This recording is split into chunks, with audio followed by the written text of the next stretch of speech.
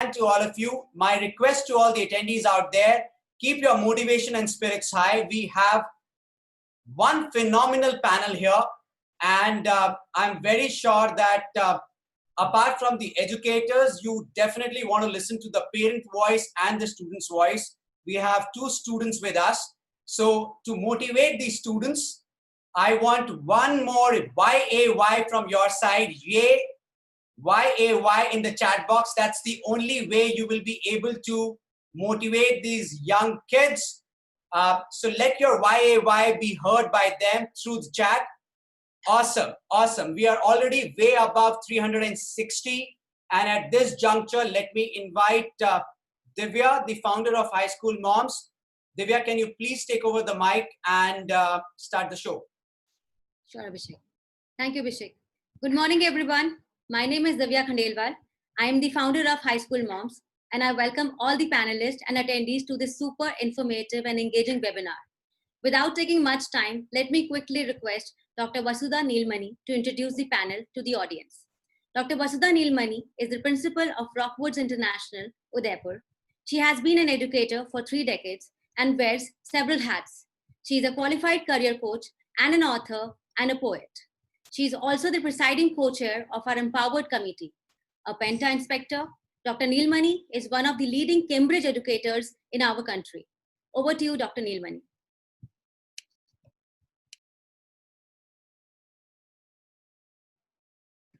Thank you so much, Divya. Good morning, everyone. And I am very, very honored to be introducing the esteemed panelist here. First of all, I will introduce Ms. Aditi Mishra, the advisor of on the board of advisor. And Ms. Aditi Mishra has been a career educator for past 35 years. She is the founder, director, and principal of Delhi Public School, Gurgaon, a person with huge fan following and is also associated with several organizations. She founded a school for not so privileged children called Shiksha Kendra, which has given dreams to over 6,000 students. She is in the board of advisors at High School Moms and INACE. Thank you so much, Aditi ma'am. And I have also been told by Abhishek that she trusted Abhishek and Divya when no one did, and she has been with them for since the inception of INACE and High School Moms. Thank you, ma'am, so much. Now, it's my great honor to introduce my mentor, a very dear friend of mine, Dr. Madhav Deo Saraswat. And right now, he is Principal Scindia School. He's postgraduate in Hindi, English, PhD in Hindi language. And I must share that on my lot of discussions with him, he is the Prakand Vidwan of all the Ved, Puran, Upanishads, and you can discuss anything with him. The best thing is the career of education runs in the family, and according to him, his father was his guru, mentor, and first teacher. And his father is, though he has not shared it with anyone, but yes, I have been privileged that he has shared with me that his father was translating the Sanskrit shloka of Gita into a poetic form in Hindi. So we are very, very honored to have Dr. Saraswat with us. And today, not being very well also, he's under the weather, but he is still there with us. Thank you so much once again. Yes, now another panelist who always we share a lot of good jokes with each other, and people are very, very scared of him. Colonel A. Shekhar, a soldier educationist, postgraduate in chemistry and English, and he has been into the field of education for past 30 years. And he has established a lot of military schools also. And right now, he is the executive director of Aditanar group of institutions, where with many colleges and school, and he will be moderating today's panel. And I welcome you, Colonel Shekhar, and thank you so much for considering the request of being the moderator. And of course, he's one of our board of advisors. Now I'm going to introduce, parents will be the last, but I will introduce my two dear students. Kushan Chajer, he is my student, a grade 10 student. He has been utilizing this COVID-19 situation in a very, very positive way because of course, the support of great parents, Ritu and Prateek. And he has done a lot of courses. He has just now registered himself with the course in Ebola also. He is a passionate soccer player. I have seen him in the ground, and I'm sure he must be missing all the fun at the soccer ground at the school. Right now, he is learning keyboard, piano on his own. So he speaks his mind. So here's my dear Kushan to all of you. Then we have a very active all-rounder student called Manmohini. She is from DPSI, Sector 50, Gurgaon.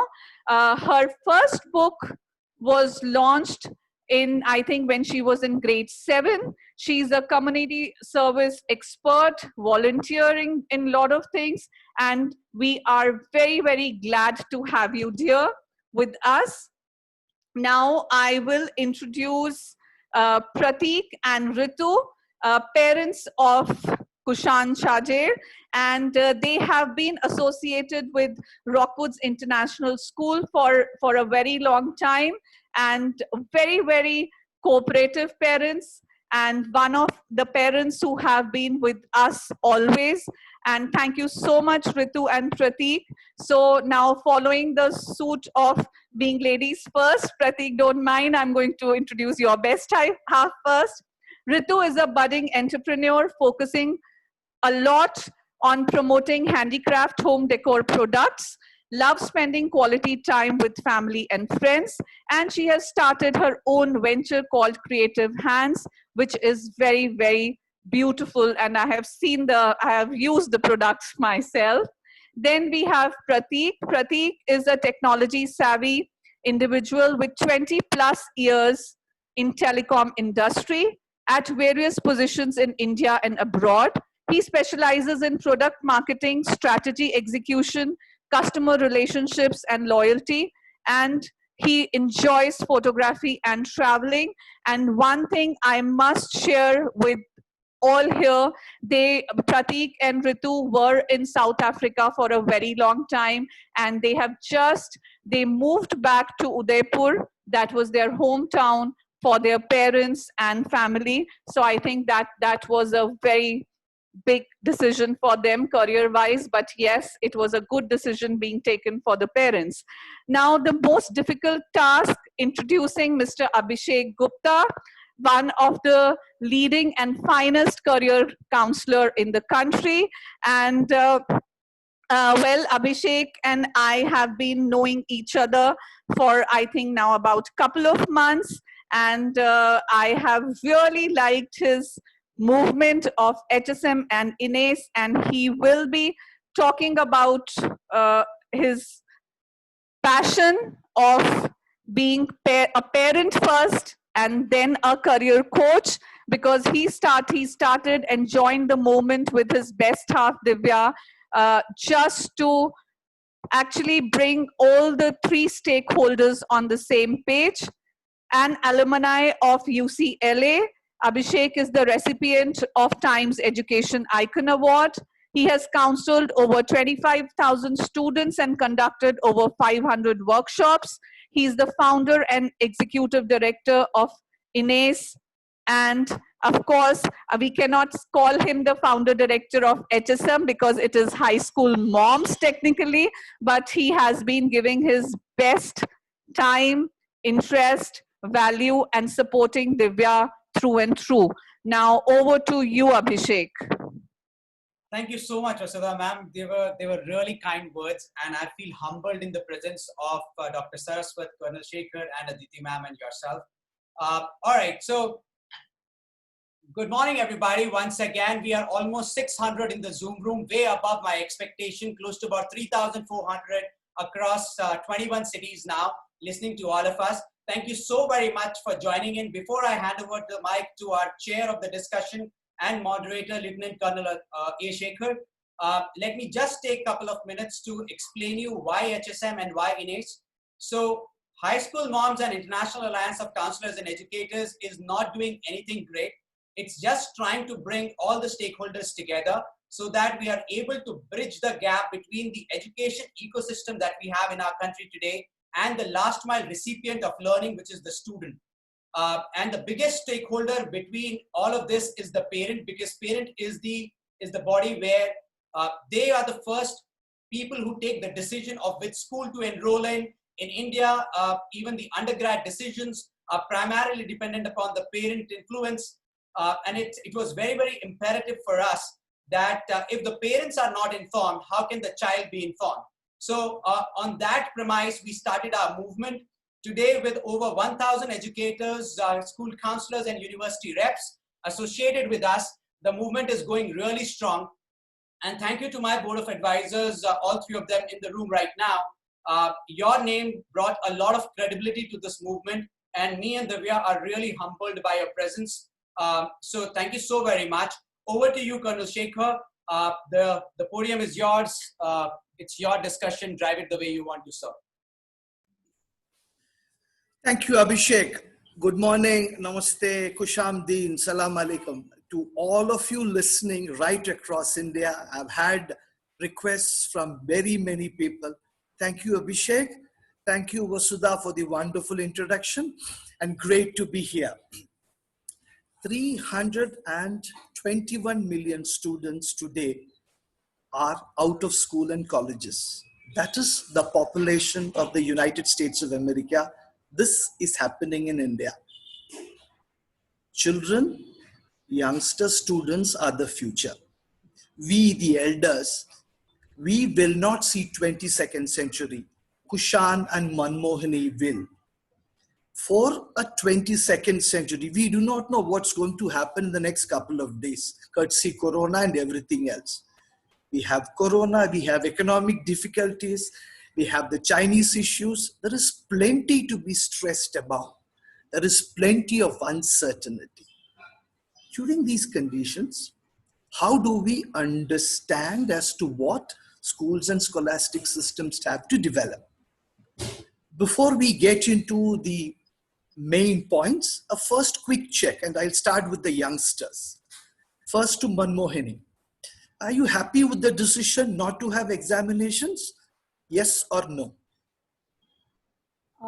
I think yes, because at this point of time, I feel it's more important to make sure that we are mentally doing well, because there's a lot of stress and anxiety going on in the world as of now. And although examinations do hold a certain importance and significance, given the current situation, I believe there are other things that are more important. Fair. Kushan, quick answer? Exams, I think that it was a good idea to cancel the exams. As Manmohi said, because of all is happening in the world, students have to have a clear mind to concentrate and produce their effects on the studies as well as on the exams.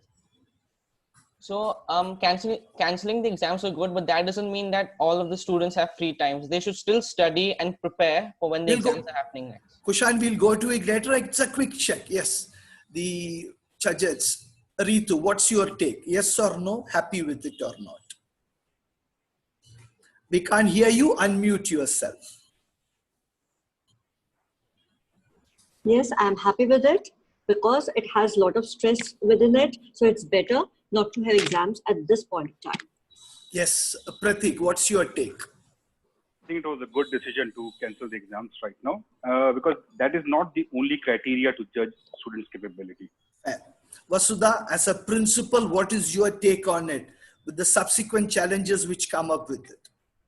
I know that it is tough, but it was a wise decision that was taken, keeping the current scenario in mind and keeping the Cambridge pedagogy in mind. In Cambridge, we have already sent the rank orders and grades of our students, and I think CBSE is also following the suit now. Yes, it was a wise decision. Yes. Aditi madam, your quick take on that. Yes, wise decision. Right. Yes. Dr. Saraswat, as a residential school head, you have a different ball game to play. What's your take on it? I think that was the only choice left with CBSE. And in relation to the boarding schools, I think we were waiting for this decision to come. Right. We had a lot on stake. Great. Now, come to think of it, we do not see schools reopening in a hurry.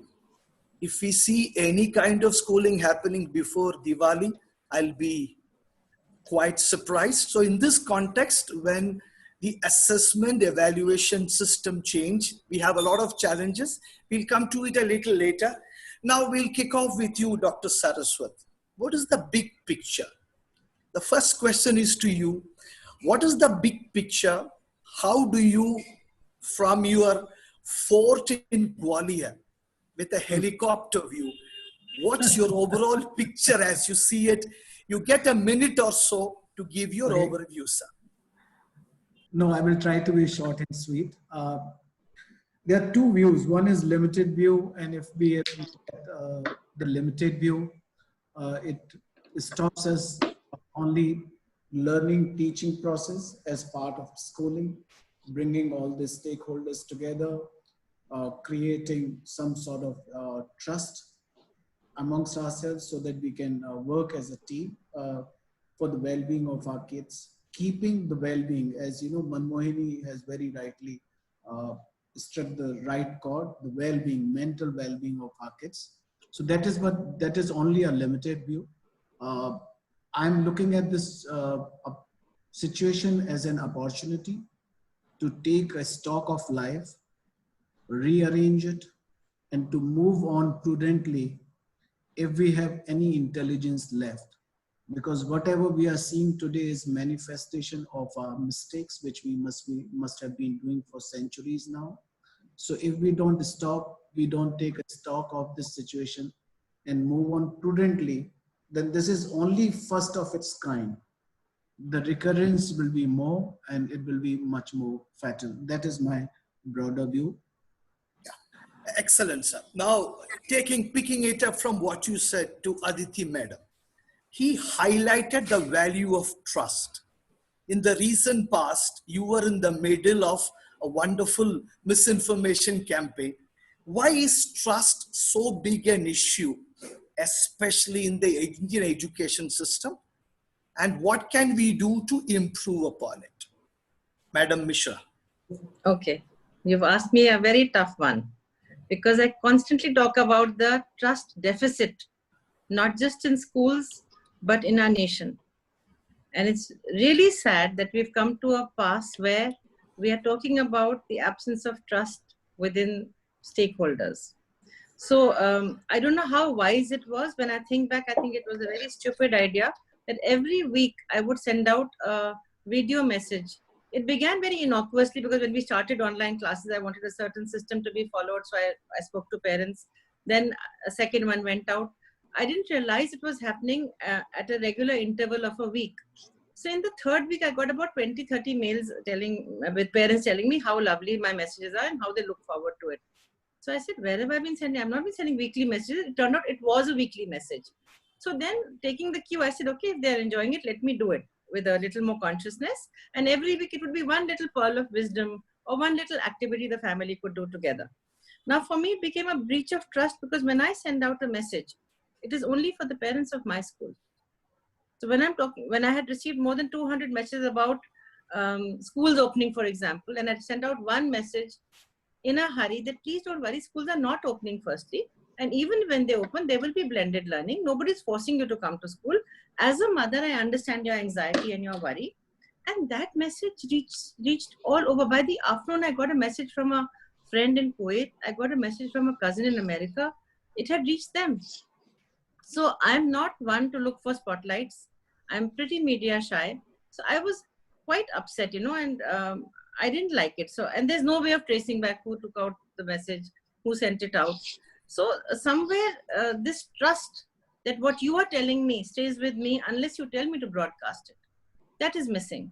And we are trying our best through our children because for me, the children are the hope for the future.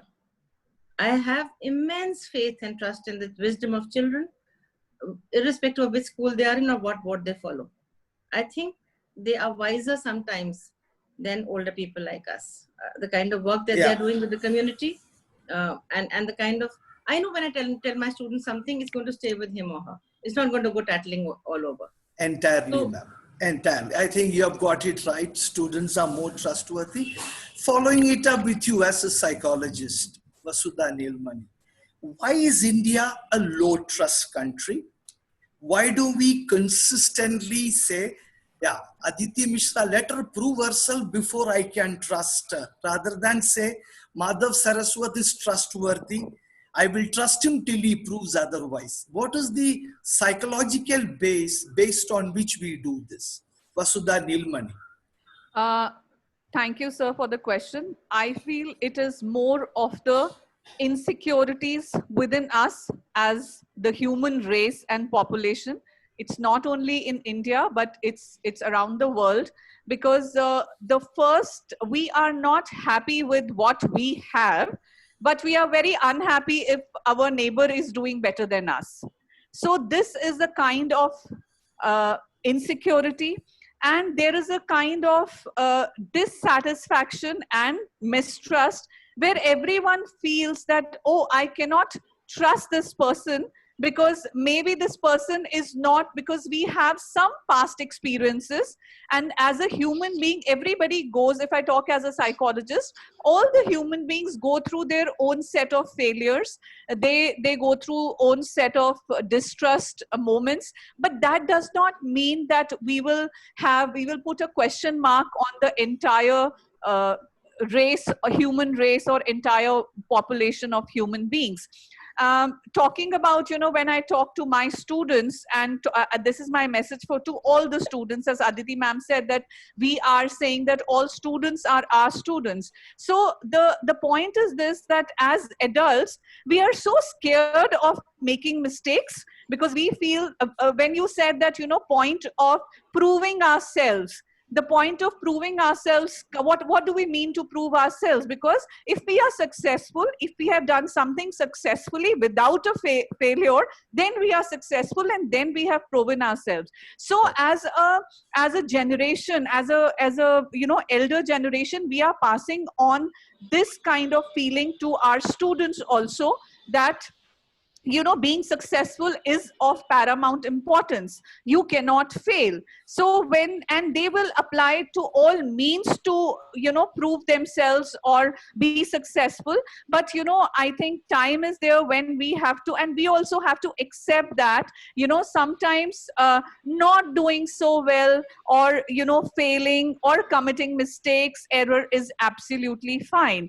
And, Right, ma'am. I'll get back to you on the failure issue. Yeah. We are sticking to, now we follow this up with both the children, Kushan and Manmohini.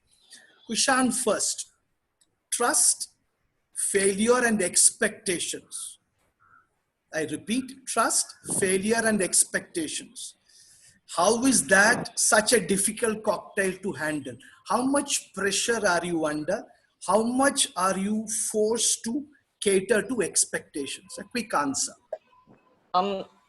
Trust was not that big of an issue for me. I sometimes would trust people blindly, but that's not right. You have to know them first. But expectations and failure, these are big things in my mind, as people think very highly of me. So I don't want them to feel low of me. So that comes in failure. Yeah, good point. Yesterday I was listening to Harsha Bogle and Paddy Upton talking. Paddy Upton was the mental conditioning coach when India won the World Cup in 2011. And he was sharing a fascinating story where 24 hours before the event, he had to give every Indian cricketer sleeping pills for them to manage their worries and anxieties. And the lead among them was Sachin Tendulkar himself. His last World Cup match is desperation to win. We'll get back to it more. Manmohini, your take. Trust, expectations, and not to fail. Your take on it.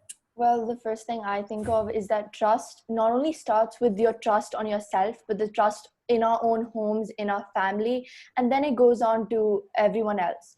The second thing I feel about pressure of expectations is I believe that in today's world, especially teenagers, we're being constantly well judged and sort of confined by society's definitions of success to avoid failure, to uphold a certain image. So I feel we do this for social validation and for acceptance by other people, but it's important to stay true to ourselves.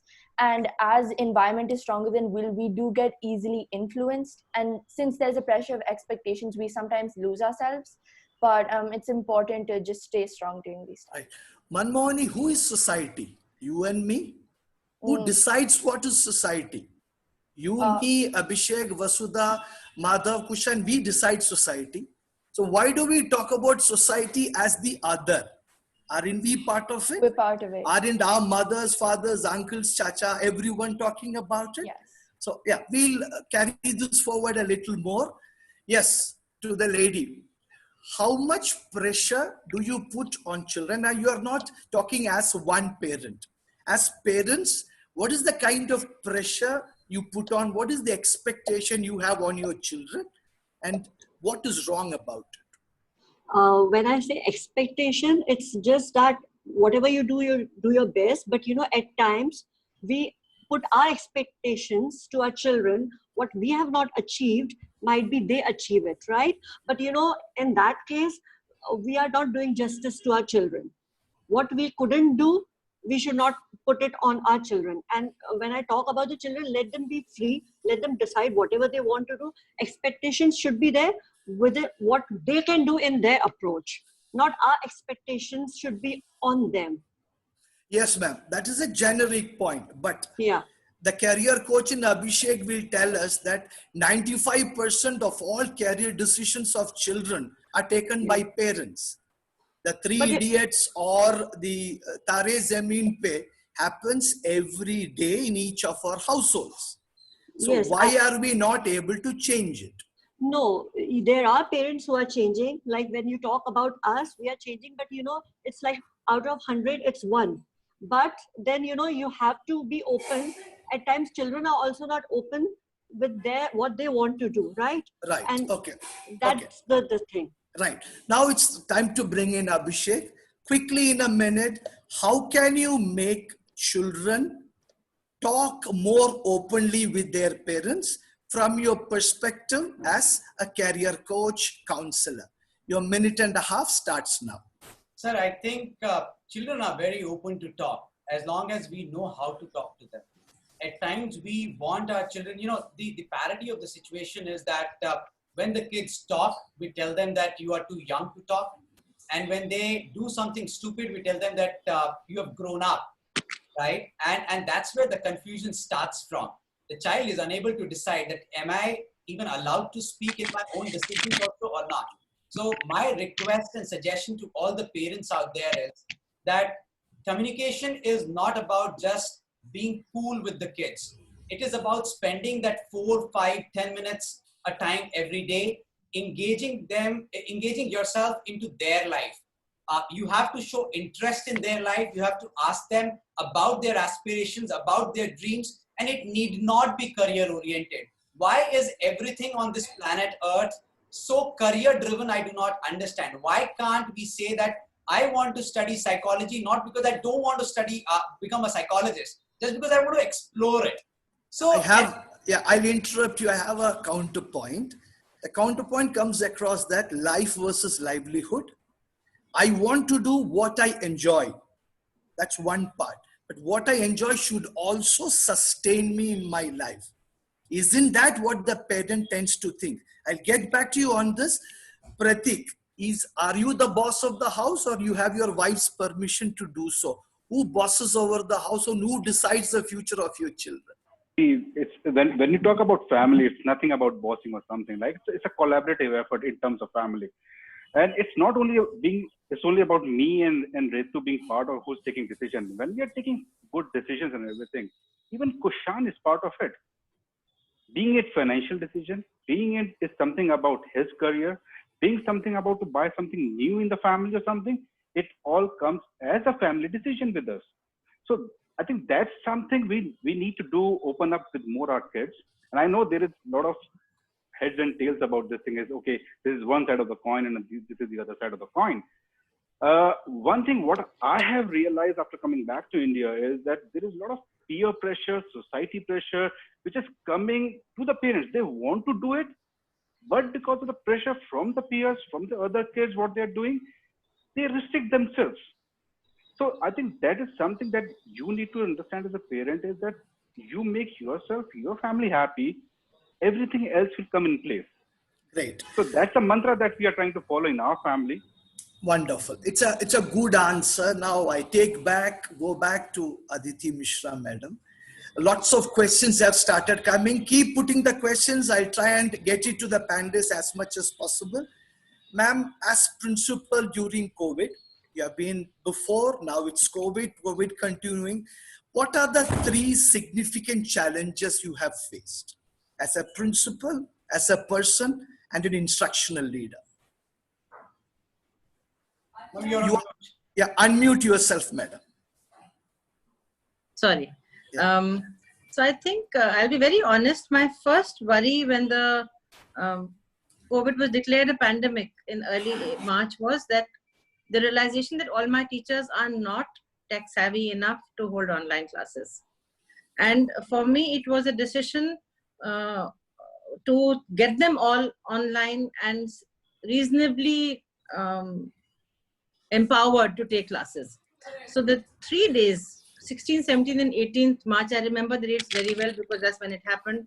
We were like feverishly working on online content and teaching teachers to go online and be able to take the class, and sending messages to parents that please, this is how you're going to monitor your kid. That was challenge number 1.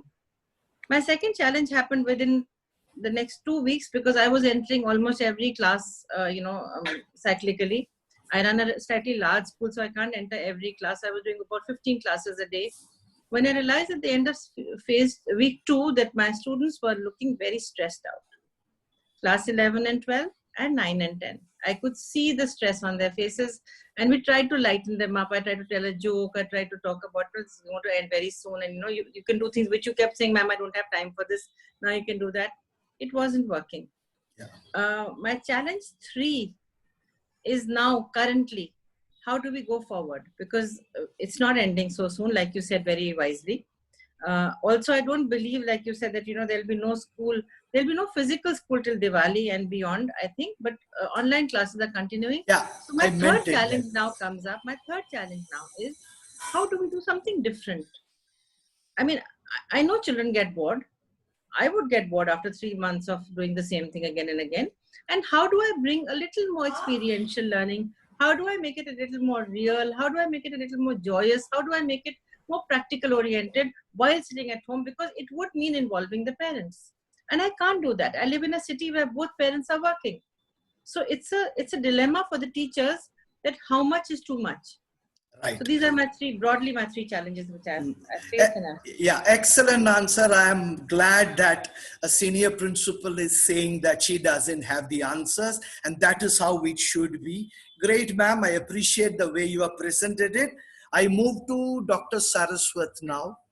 And the question which has come already in the panel is, the stress of the teacher is not understood. Neena Gupta from Moradabad says that the teacher is also a parent. And she believes somewhat justifiably that we are not considering the teacher right. Do you agree with her? What is your answer for her and for the rest of those who are listening to us? Dr. Saraswat. So this is not Dr. Saraswat. I would like to, respond to this from three perspectives. From teacher's perspective, myself, if I am a teacher, then I would like to understand that what is the reason, what is the cause of that stress, and whether it is within my limits to address or it is from outside, so I seek help.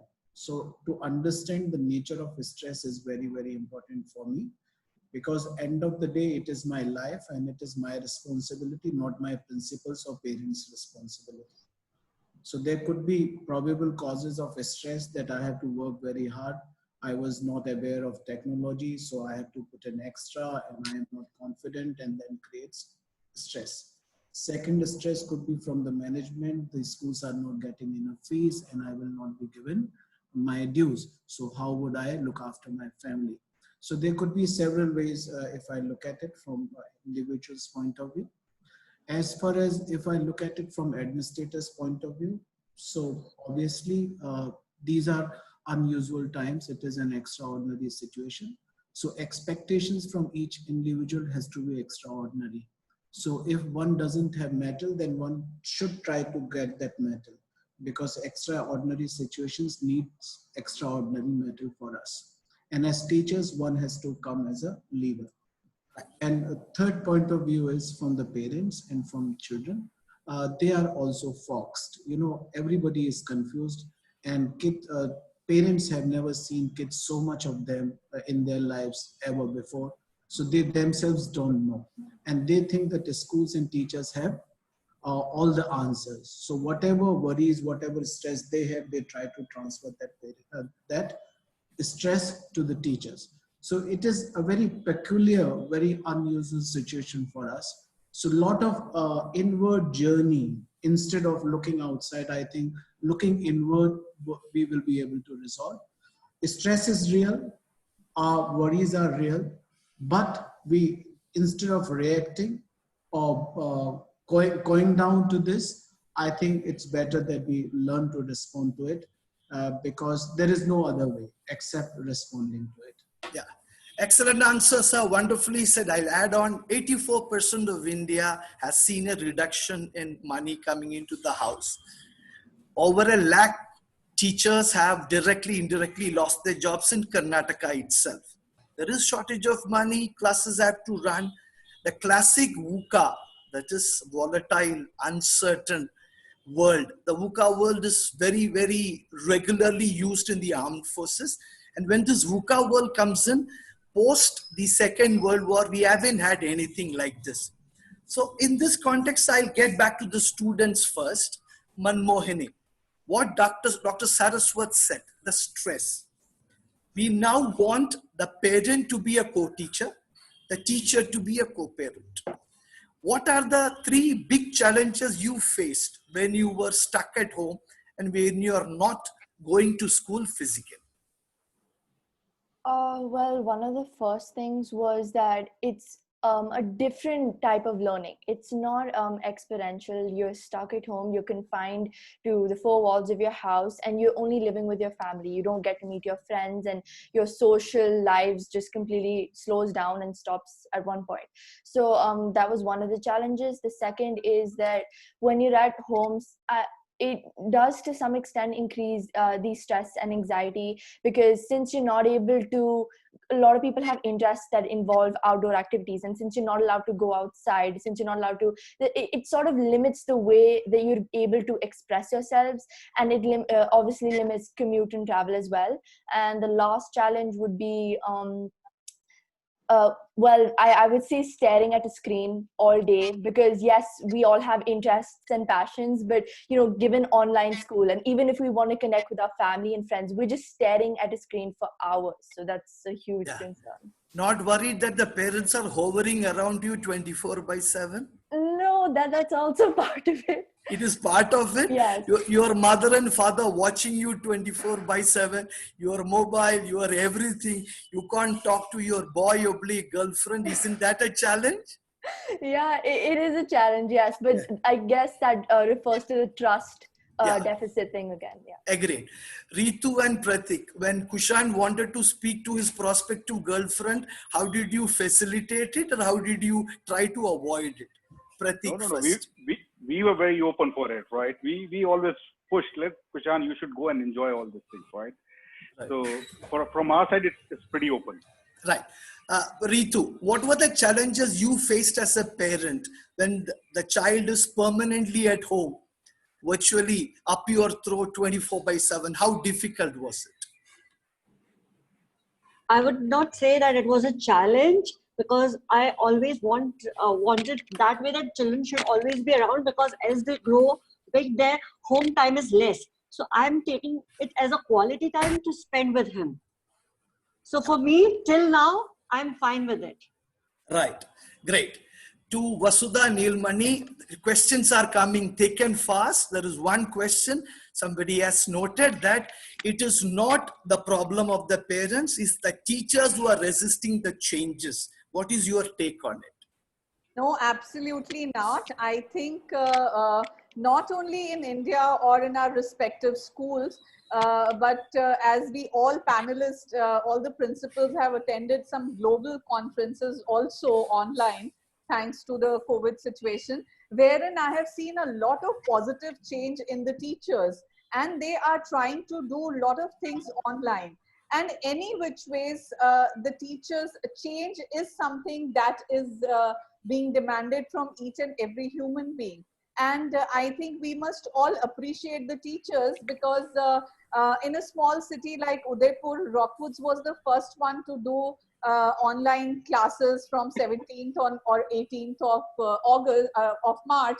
And after a few days, it was a directive from the government to start doing the classes. So we all know how we did that, because when the in Rajasthan, when the directive came, teachers were not even having the books at home, because it was just done in a jiffy that, okay, lockdown, now you start. So you yes, don't agree with it? No, you I believe don't agree. You don't agree with it. Now, Yes, I don't agree. That's correct. Now, coming to Abhishek, what is your slightly detached take? There is the parent who believes that classes are not being done properly. In many cases, in Bangalore, I'm aware of parents coming in and trying to bully teachers. There are teachers who believe that parents do not understand the stress we are going through. By the way, I have one wife. She's also a teacher. She heads a school. I can see the stress she's under.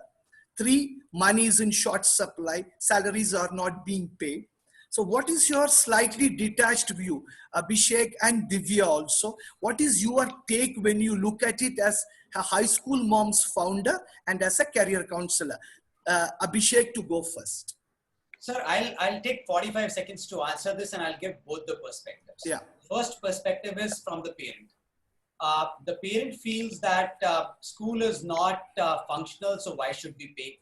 And you know, if I put myself into their shoes, fine. I mean, you seem cash strapped yourself, so you can come up with these issues. But then you also need to understand that even teachers are running their families, and their livelihood is also supported by some salary which comes, and it is not. And we as parents need to understand there's a difference between profitability of an institution and the cash flows. What we are debating right now is the severe crunch of cash flow, and cash flow is what is impacting the overall economy. If I look at teachers' perspective, my sense is that they are possibly doing thrice more work than they were. However, maybe in the entire surprise element of the COVID and the entire surprise element that we were taken away into the Zoom room all of a sudden without much preparation, maybe the communication didn't happen that well from the school side, that you know, as parents, you know, you need to have these sorts of expectations. That expectation setting is very, very important in any kind of communication. Right. Just by writing emails, just by sending messages, I don't think expectation setting happens. And that's where, you know, a platform like this, where all of you come together and speak to parents, I possibly feel that this is our duty as educators, you know, to set the right expectations. The right expectation should be that, yes, there are limitations with technology. The right expectation is that it cannot be experiential. The right expectation is that, hey, we as educators, as school principals, we do not have answers for everything. We are answerable to administration. We are answerable to the local administration and the respective boards. So you have to give us time.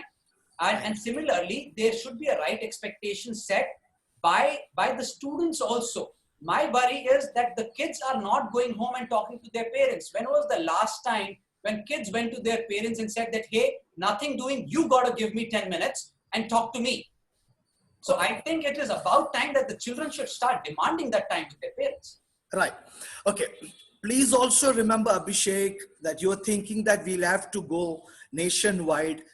Yeah, we have just 25,000 CBSE schools, 2,500 ICSE schools, at best 1,000 international schools.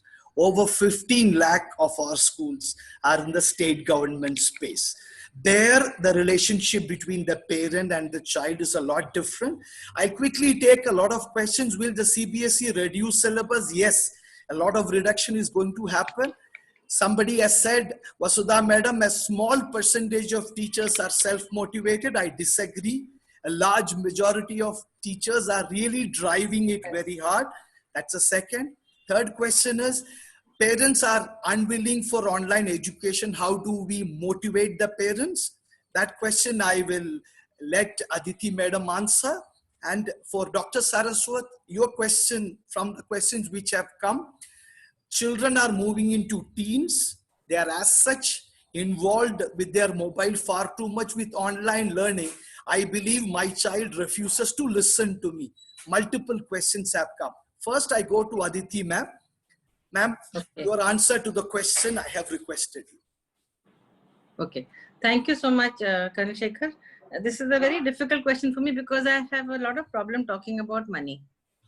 I think economics drives a lot of things. In this situation, which is highly stressful for parents, schools, and the entire community, I think parents have misunderstood online teaching to mean homeschooling. And nothing could be further than the truth, because I've seen this on Twitter, that my electricity, my laptop, my child, my home, why should I pay the fees? Stop paying the fees, get your child off the school. Yeah. It doesn't matter. They're missing out that the content, which is nebulous, which is not physically there, is being provided by the poor teacher. And you said it beautifully, that their work has increased threefold, because they're also looking after their families, their own homes. They're having to do all the housework. There are no maids coming, and they are teaching. So this is something which I think I look at trust and I look at understanding.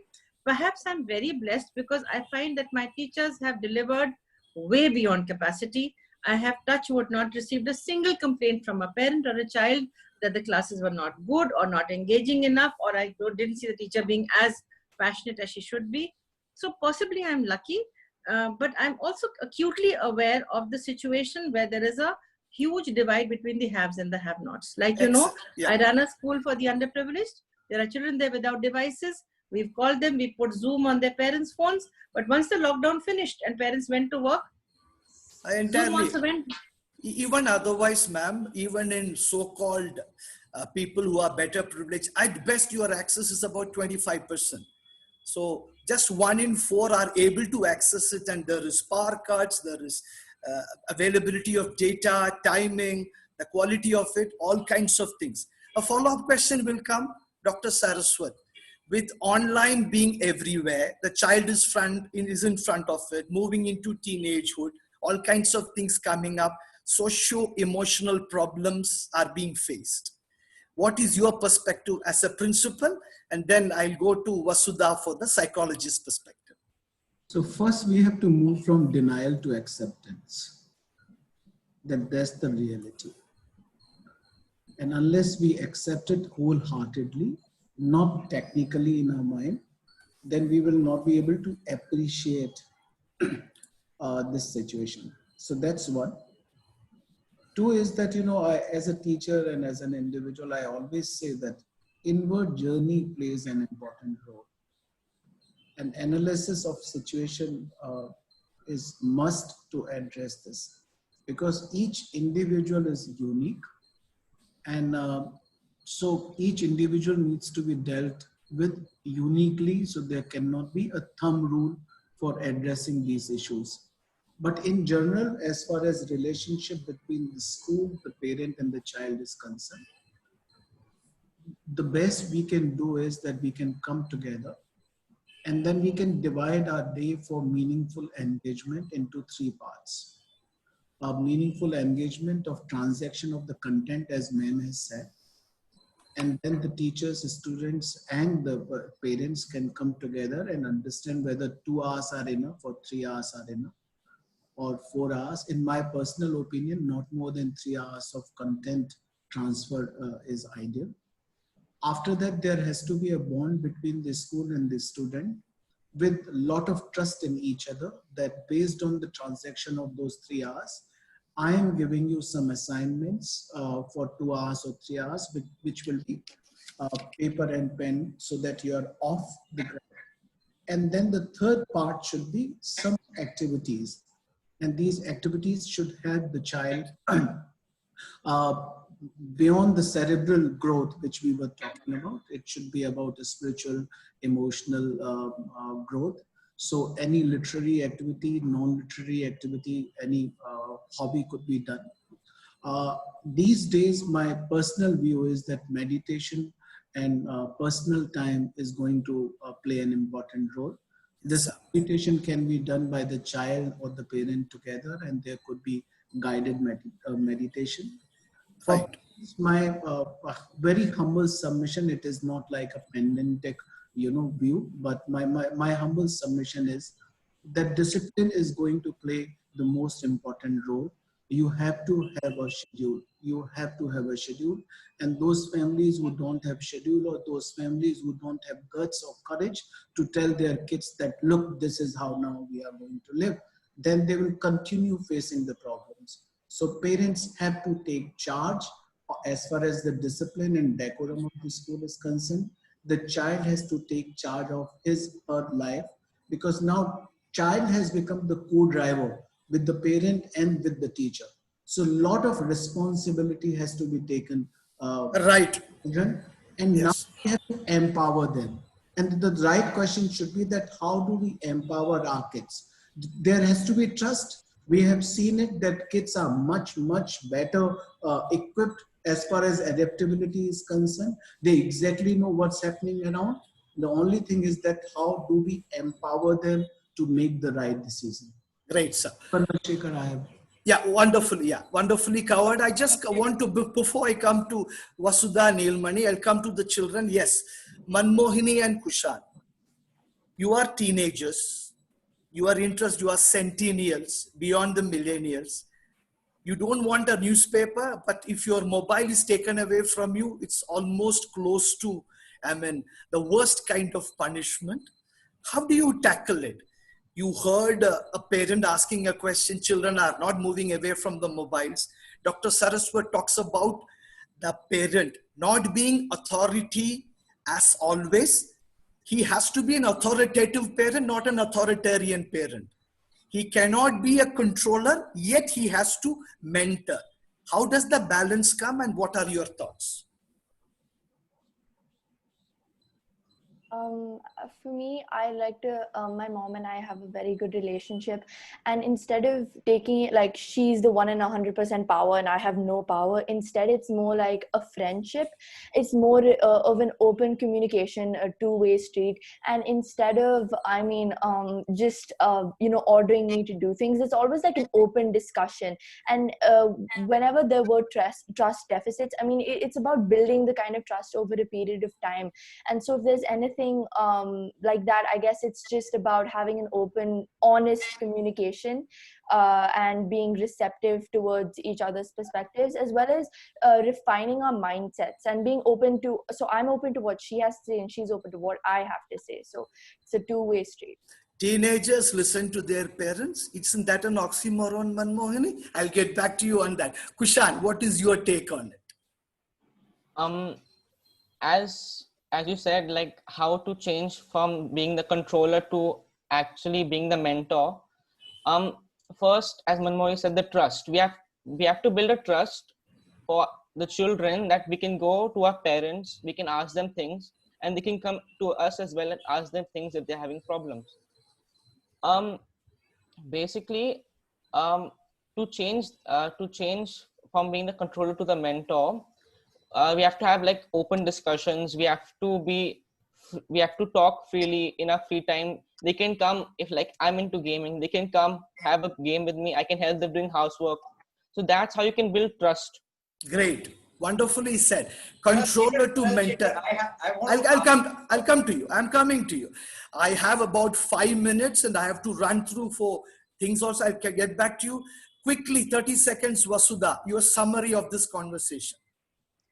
See, my summary is the most important thing is the emotional connect.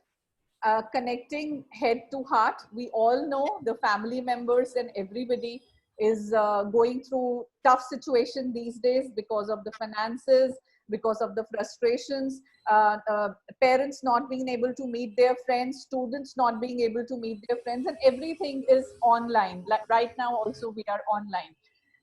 Taking Dr. Saraswat's talk further, he spoke about discipline. So self-discipline is something that we cannot expect from students or children if we are not displaying it ourselves. So if I'm expecting my child to get up at 7 o'clock or 7:30 and be in the school uniform for the sessions, so I have to follow the suit myself. So practice what we are preaching and preaching what we are practicing.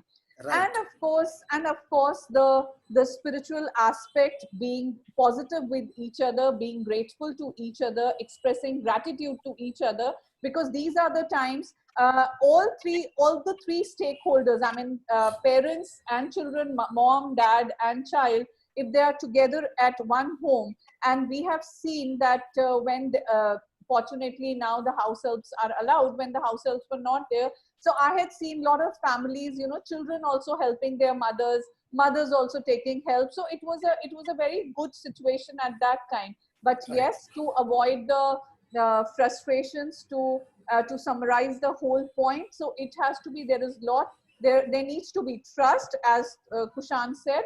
Parents have to be more like facilitators and mentors, and I feel that we, as I don't know, but most of the parents are getting to understand that aspect, that we as parents have to be more of a friends and guide to our children, rather than because how our parents were. They were, like, you are right, that right now also 90% of the careers are decided by the parents. But fortunately, one of those where I took the call. So that is there. Yeah, I understand. See, the point is, we all talk about discipline. Yeah. We look for compliance or discipline.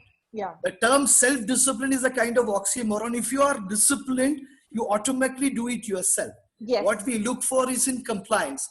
Before I come to Abhishek, take from the parents in the panel. Yes. First to Pratik. What's your take on the conversation we have had so far on the last question?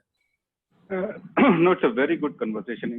We need to look it into two aspects, and especially from the kids, teacher, and the parents aspect.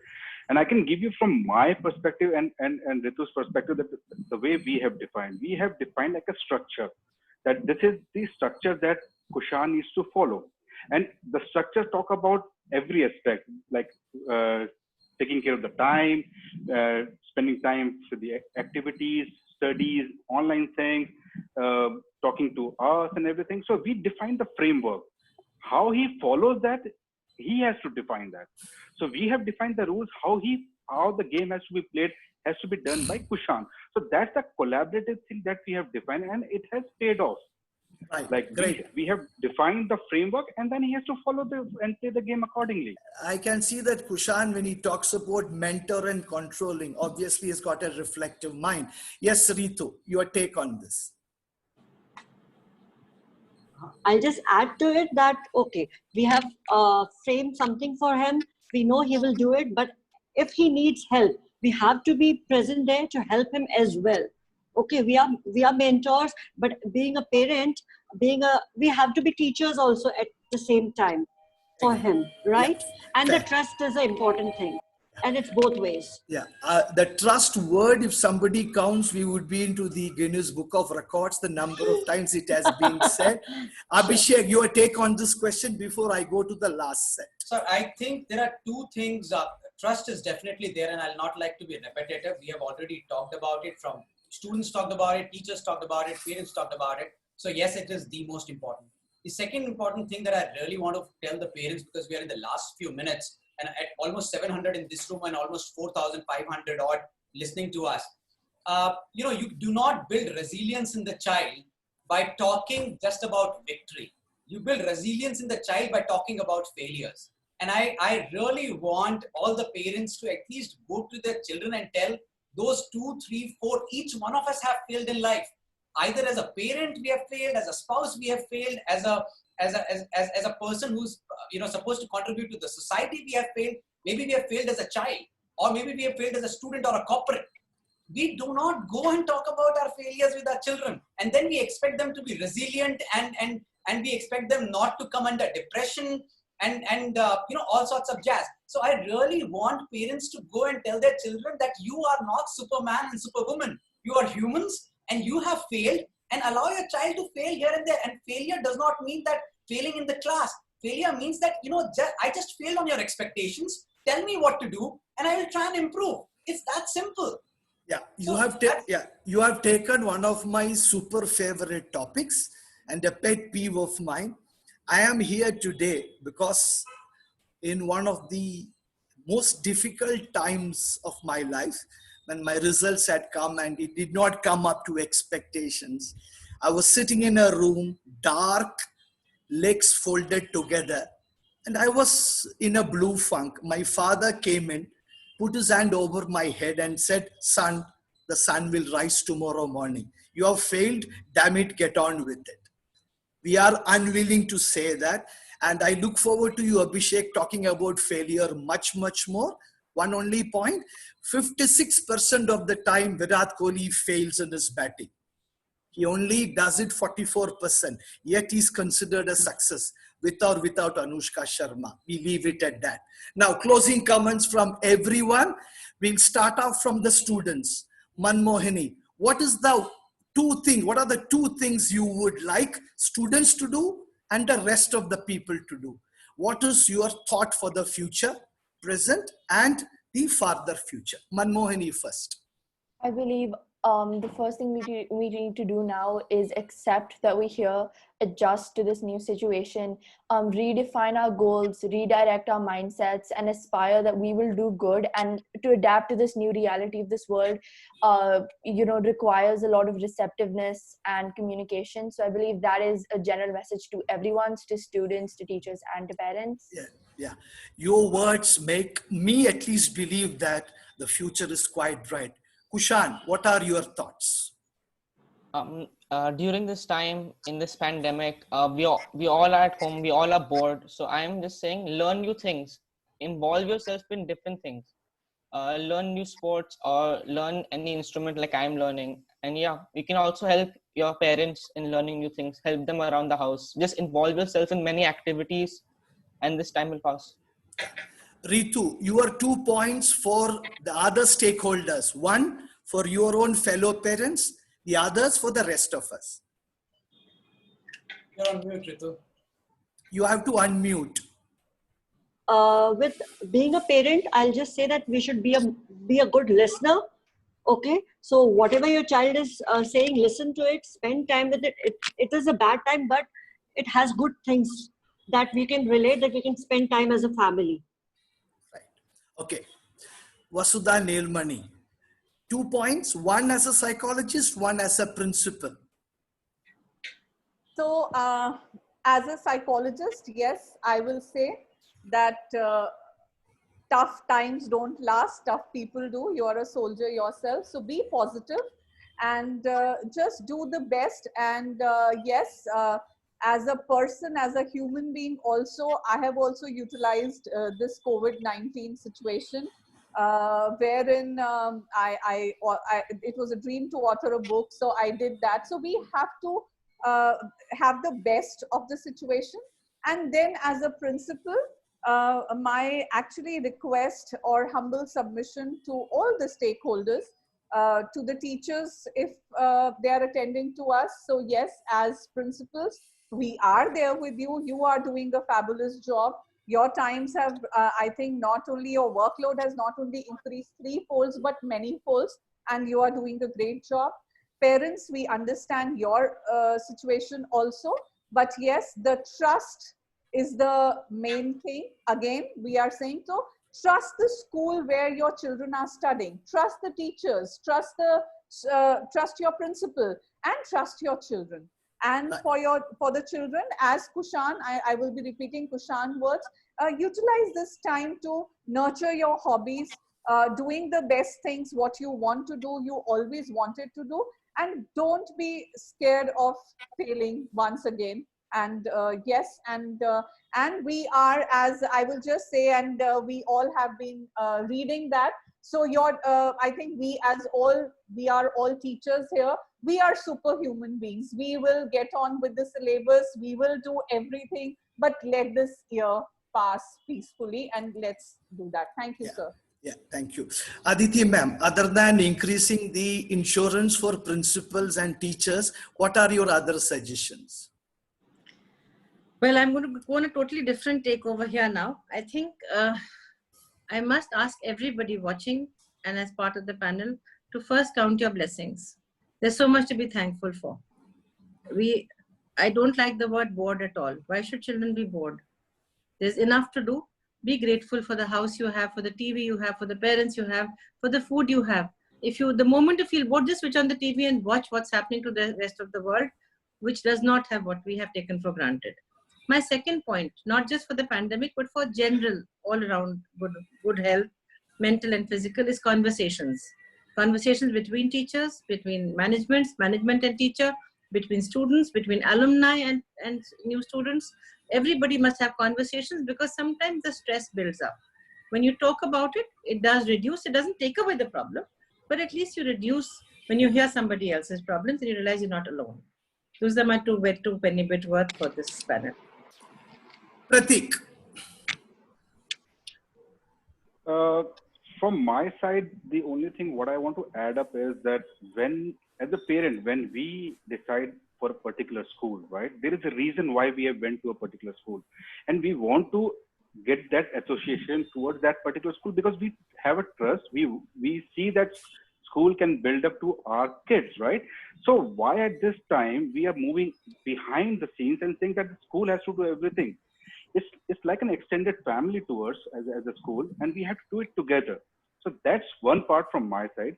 The second thing which I want to add up over here is, as part of schools, as part of parents, we also need to look in not only in terms of the educational and academic part of the things, but at the same time look at the socio and mental aspect of the children as well, right? Because if you see if I just want to put up one small fact in terms of when you see in US, the summer holidays finish and you see the next exam which happens, the grades start reducing by 3% just during their summer vacations, right?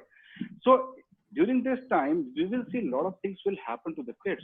So we need to hold their hand both academically, emotionally, and mentally to get to that level. So that's the effort that we need to put all of us together.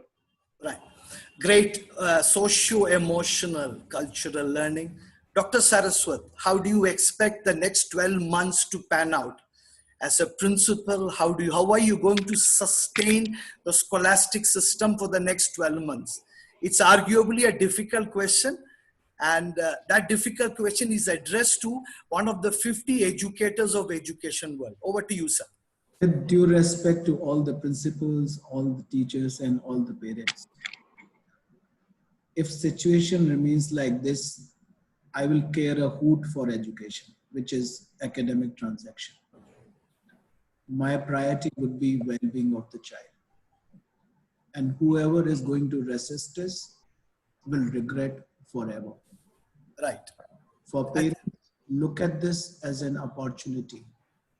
For last 3 months, of last 53 years of my life, I have had all 3 meals with my family, and still I am working 12 hours a day. I never had so much of time with my daughter and with my wife. Every morning, every afternoon, every evening. I did not know my wife as much I know in last 3 months of our marriage of 26 years. And still we remain so confused. You're too cute. So it is also an opportunity, but there is a change, and what we have to be cautious about, that right now we know that where is the problem, but very soon we will move into a lesser known world, and after that we are also going to get into completely unknown terrain of the world. So we have to prepare ourselves and our kids, which is going to face it the most. That how do we prepare them? How do we equip them to face the unknown, which is about to come tomorrow? Right. Wonderful, sir. I'll get back to Abhishek at the end. It's a volatile, uncertain, complex, ambiguous world. We are told in the armed forces, the first bullet is fired, nothing happens as per plan. Schools in India, all over the world, have been very organized. I've always said schools are more disciplined than even the Indian Army. You can't shift one period. We have to think about different ways of looking at it. Do we have all the answers? For sure, we do not. The one word we have to understand for sure is critical. Collaboration at all levels with trust.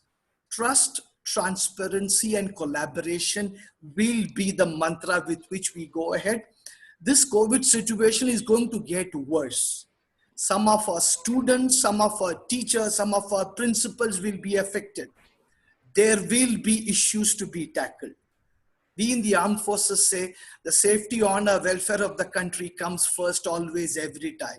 I modify it by saying the safety and welfare of the student comes first, always, every time. The rest can go to hell. That's an inappropriate term to use, but we have to super focus on this. Thank you very much, ladies and gentlemen. It's been a wonderful panel.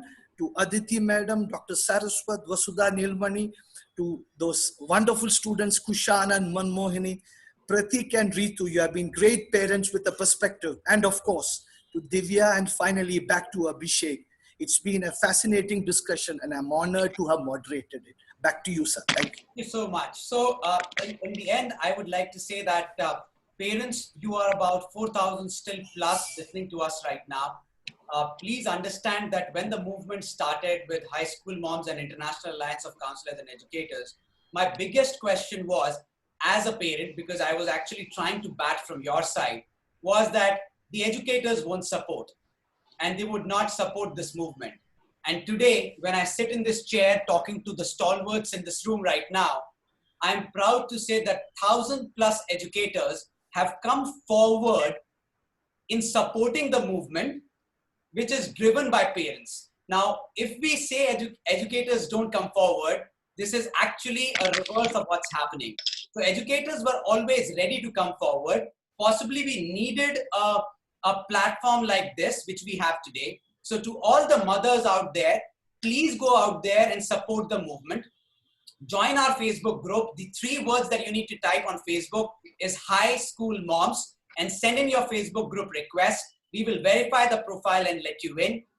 And to all the teachers out there, all the educators out there who are listening to us, it's been a great journey so far in last few months. I thank COVID, because if the COVID would not have been there, the movement would not have picked up, because all of us have time and all of us have started reflecting how we can contribute better for the society. So thank you so very much to all the panelists out there, Saraswat sir, Colonel Shekhar, Aditi ma'am, Vasudha ma'am, Chartered family, Ritu and Pratik, and the lovely kids, Kushan and Manmohini. When we look at kids like you, believe you me, when we say High School Moms is a parent community, the parent community is there because you guys are there.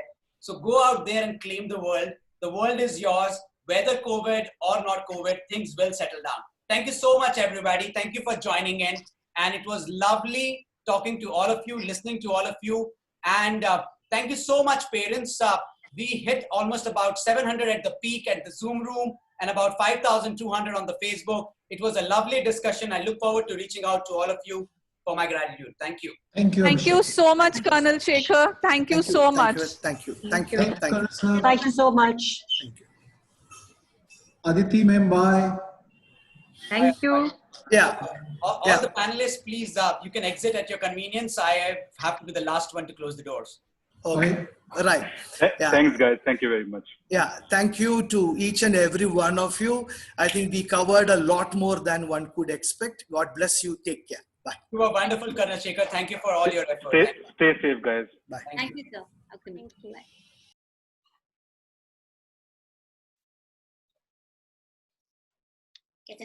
Super awesome. Thank you.